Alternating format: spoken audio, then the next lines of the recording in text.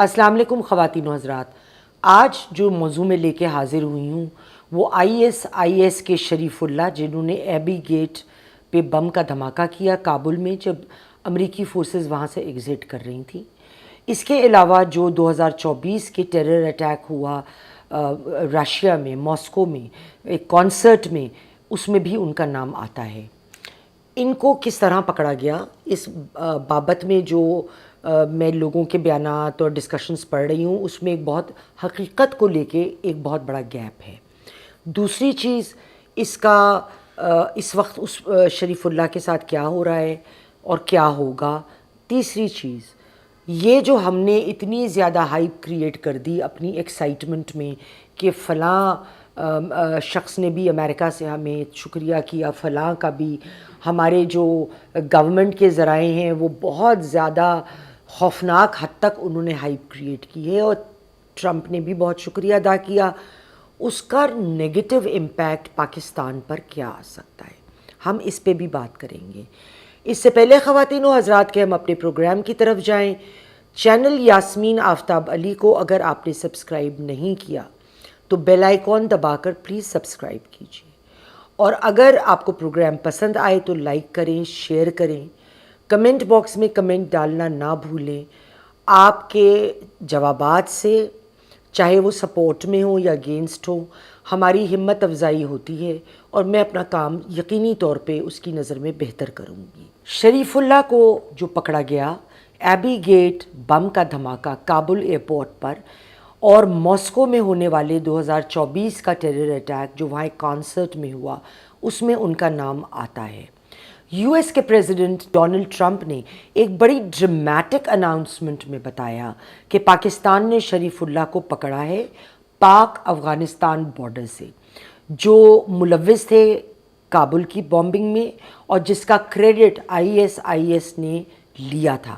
یہ سانحہ جب پیش آیا جب یو ایس کی فورسز افغانستان سے ایگزٹ کر رہی تھیں، جس میں 170 افغانی، 13 امریکی فوجیوں کی ہلاکت ہوئی تھی. شریف اللہ کو پاکستان نے امریکہ کو ہینڈ اوور کر دیا ہے اور ان کو فلائٹ کے ذریعے وہاں بھجوا دیا گیا ہے. اس ہفتے بدھ کے دن، آج پیر کو میرا پروگرام ریکارڈ ہو رہا ہے، اس بدھ کو سنا جا رہا ہے کہ ان کے خلاف انڈائٹمنٹ ہو کے کیس کی سنوائی شروع ہو جائے گی.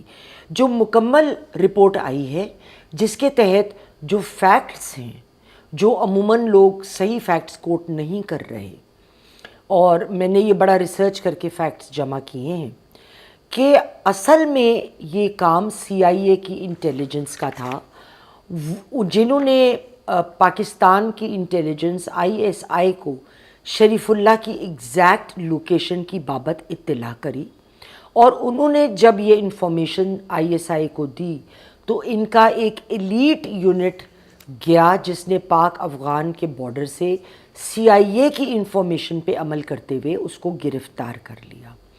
ایک 4 مارچ کی رپورٹ کے مطابق 10 دن قبل یو ایس کو شریف اللہ کی گرفتاری کی اطلاع دے دی گئی تھی. یعنی جب ٹرمپ نے یہ خبر میڈیا میں بریک کری تھی اس سے کئی دن پہلے ان کو یہ خبر مل گئی تھی اور شریف اللہ کو ان کے ہاتھ میں آ چکا تھا، اس کو بھیجا جا چکا تھا، ایکسٹراڈائٹ کیا جا چکا تھا اور امریکہ کے ہاتھ وہ لگ چکا تھا.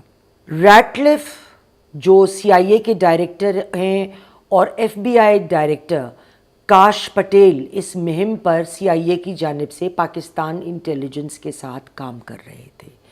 ایک یو ایس آفیشل کا کہنا ہے کہ شریف اللہ دراصل ماسٹر مائنڈ تھے کابل کے اوپر ہونے والے اس دن کے اٹیک کے، جو 26 اپریل 2021 کو پیش آیا. اس میں پلاننگ سے لے کے اوورسینگ سے لے کے اس دن جو ایگزیکیوشن کی گئی اس اندوہناک واقعے کی، اس تک مکمل چارج شریف اللہ نے لیا ہوا تھا. اسی لیے امریکہ کے لیے یہ ایک ہائی ویلیو ٹارگٹ تھے. اپنا چارج ڈیوٹی پہ سنبھالنے کے پہلے دن ہی ریٹلف نے سی آئی اے کو بتایا تھا کہ شریف اللہ کی گرفتاری ان کے لیے ایک پرائیورٹی ہے، اور اپنا چارج سنبھالنے کے دوسرے دن انہوں نے جنرل عاصم ملک سے فون کے اوپر اس موضوع پر بات کی تھی اور ان سے مکمل تعاون کی درخواست کی تھی. تاہم یہ ثابت شدہ بات ہے کہ سی آئی اے اور آئی ایس آئی اکٹھے شریف اللہ کی پکڑ میں لگے ہوئے تھے.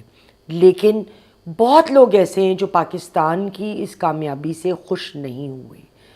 اور ایک ٹویٹ جو میرے ایڈیٹر اس وقت آپ کو اسکرین پہ دکھائیں گے، مائیکل کوگلمن جو ساؤتھ ایشیا کے ایکسپرٹ مانے جاتے ہیں، میں اس ٹویٹ کو پڑھے بھی دیتی ہوں. انہوں نے جو ٹویٹ کی اس میں انہوں نے کہا، Pakistan wants to leverage U S concerns about terror in Afghanistan and pitch renewed security partnership with US will be a hard sell to the administration and will require giving something to US. Pakistan's help in catching the Abbey Gate plotter should be seen in this context. اب یہ ایک بڑی negative ہے کہ اگر I S I نے پکڑا اور اس میں انہوں نے کوئی یہ بات نہیں کی، یہ ہو نہیں سکتا ان کے علم میں نہ ہو، یا انہوں نے ڈیلیبریٹلی اگنور کیا کہ دراصل سی آئی اے کی مدد کی وجہ سے یہ کام عمل میں آیا، ورنہ آئی ایس آئی کے پاس اس وقت یہ انٹیلیجنس ایگزیکٹ لوکیشن کی نہیں تھی.